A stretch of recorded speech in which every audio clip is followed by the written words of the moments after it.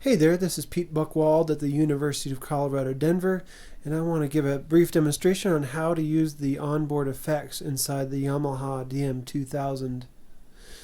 A lot of the effects are very intuitive, and all you need to do is select the given track you want the effects applied to, and then this whole blue area is going to be your channel strip, and all the effects are built in right there. Let's go and get some sound so we can hear what we're doing. Maybe let's find an acoustic guitar sound. On this track I have two acoustic guitar tracks. Let's go and address this one. So the two ways you can select a track, one would be to touch the fader, and the second would be to hit the select button. As long as this green button is selected, this area applies to that.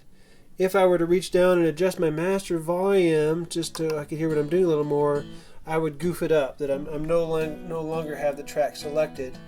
You can confirm what track you have selected in the upper right of your screen here. Here it says stereo right, or stereo output. So I'll go and touch my fader again. And now this whole area applies.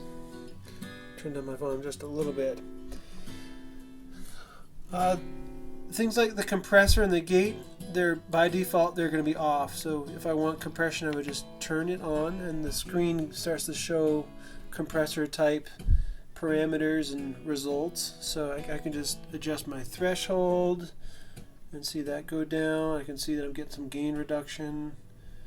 I see on the far right is my output gain, so I can start to hear it again, hear all that compression. And then attack and release, I can adjust those to my taste, as well as ratio. All that is pretty intuitive.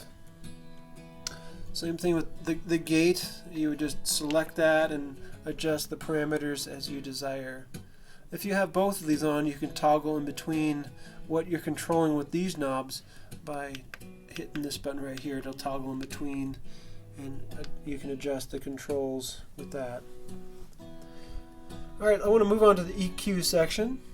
Again, this is fairly intuitive. There's a couple of things that you should know. This, by default, this is on. And as soon as I start to turn a given knob, this screen is going to switch to the EQ. And notice that we only have two knobs. And in a parametric EQ, there's three controls. There's frequency, gain, and Q.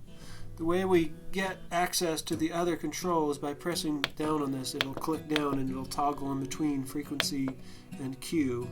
So I can let me boost a signal here so you can see.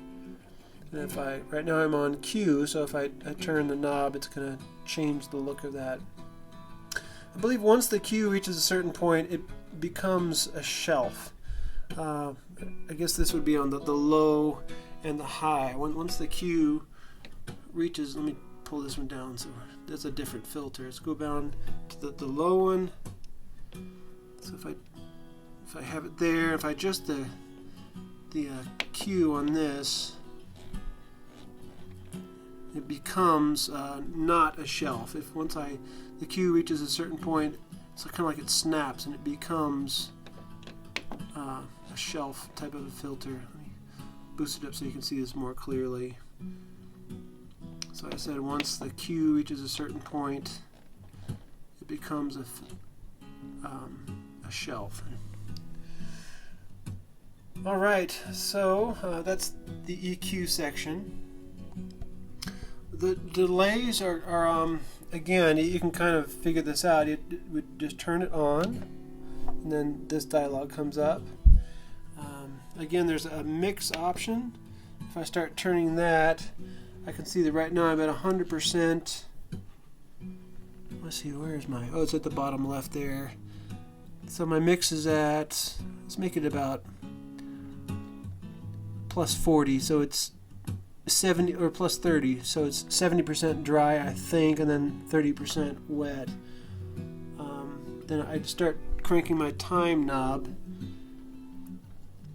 It starts to sound odd. And if this goes too slowly for you, or you want to control it a little quicker, you can use these controls down on the bottom right.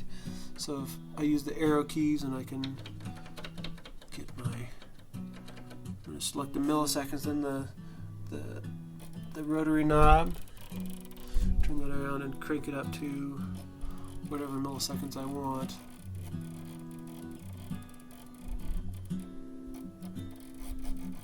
I don't hear a whole lot of delay. I must have bumped another channel. Yeah, I bumped the master fader. Haha. It's easy to make that mistake. I just did it again. I hit it with my pinky when I went down to get the rotary knob. Alright, so I'm cranking up the milliseconds. Now I'm up to 200. You can so you can definitely hear a delay there. Alright, so that's kind of a crash course in using the effects here. They're pretty simple. And as far as using a reverb send, that's going to be a separate video you should see listed down below this one. I hope this is helpful, and this is Pete Buchwald signing off. See ya.